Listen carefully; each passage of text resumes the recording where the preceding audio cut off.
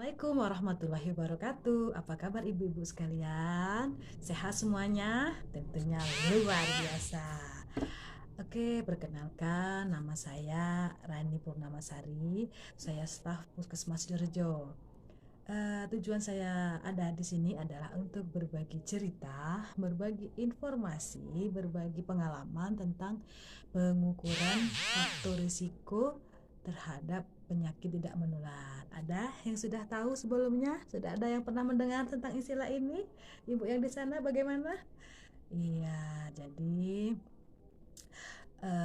trennya sekarang itu penyakit tidak menular lebih berisiko daripada penyakit yang menular. Contohnya apa saja penyakit yang tidak menular itu? Ya, betul, penyakit-penyakit kardiovaskuler, penyakit-penyakit degeneratif yang disebabkan oleh gaya hidup yang kurang baik. Maka dari itu, tugas-tugas ibu kader sekalian datang ke sini untuk mengikuti pelatihan ini adalah yang pertama kali kita belajar mengukur faktor risiko dari pasien-pasien yang datang ke Pusbindu agar cepat diketahui risiko penyakit tidak menularnya, cepat juga diketahui jalan keluar atau penyembuhannya bagaimana atau pencegahannya bagaimana. Yang pertama, ketika pasien datang ke Pusbindu yang harus kita lakukan adalah, ada yang tahu ibu-ibu sebelumnya? Iya, kita harus ukur dulu berat badannya. Nah, kemudian apa lagi? Iya, ukur juga tinggi badannya. Kemudian tinggi badan sudah didapat, berat badan sudah didapat, kita hitung IMT-nya. Apa itu IMT? Indeks massa tubuh. Nah, ada yang tahu di rentang angka di mana dikatakan normal? Ada yang boleh berbagi dengan saya? Mungkin ada yang sudah tahu sebelumnya. Iya. Oke, setelah diukur IMT, kita periksa juga tekanan darah. Kemudian kalau diperlukan adalah tes. Assalamualaikum warahmatullahi wabarakatuh. Perkenalkan, nama saya Dewi Mariani. Saya berasal dari Puskesmas Sidoarjo, Kota Pagar Alam. Apa kabar ibu-ibu semuanya? Semoga kita semua dalam keadaan baik-baik saja. Amin. Pada kesempatan kali ini saya akan menyampaikan materi tentang pemeriksaan faktor risiko penyakit tidak menular, khususnya pemeriksaan untuk kolesterol. Adapun alat-alat yang kita perlukan untuk pemeriksaan kolesterol antara lain: 1.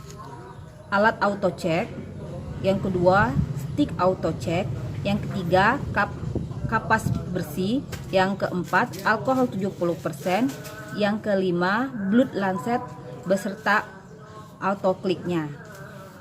Tapi di sini alat untuk pemeriksaan kolesterolnya bisa kita sesuaikan dengan apa yang ada di tempat kerja kita masing-masing ya ibu-ibu.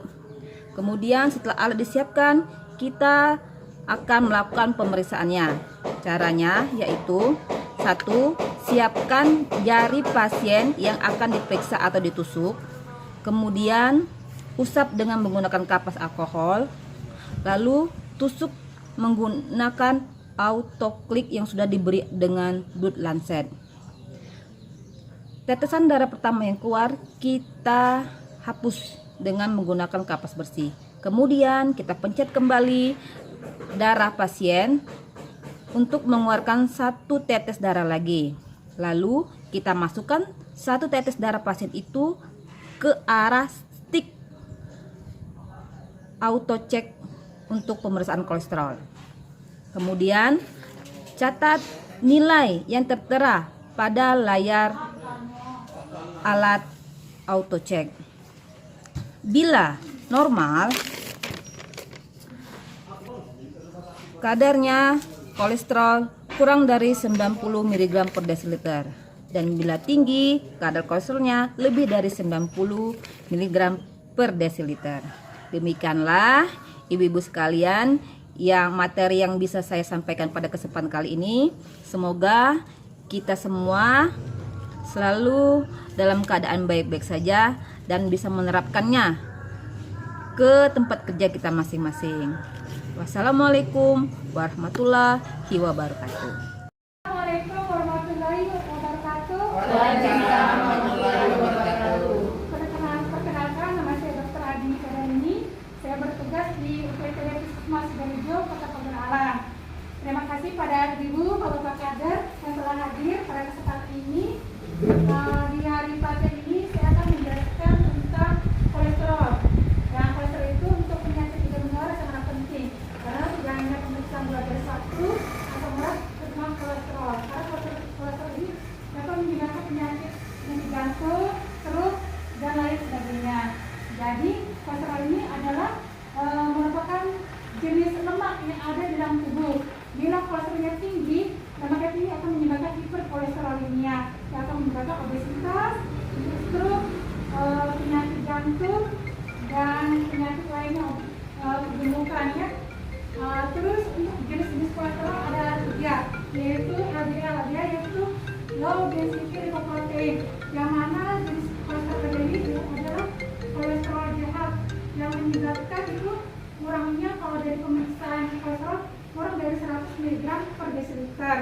Kemudian jenis kolesterol yang kedua yaitu HDL, yaitu kolesterol baik, yang kalau normalnya kalau kolesterol baik itu di atas 60 mg per desiliter. Yang ketiga trigliserid, yaitu kurang dari 160 mg per desiliter. Karena kita tidak ada pemeriksaan LDL, trigliserid, maka kita hanya pemeriksaan kolesterol saja. Jadi normalnya untuk kolesterol yaitu di bawah 200 mg per desiliter. Jadi ibu-ibu, bapak kader, saat ini disarankan untuk ibu bapak untuk memberikan edukasi tentang kolesterol.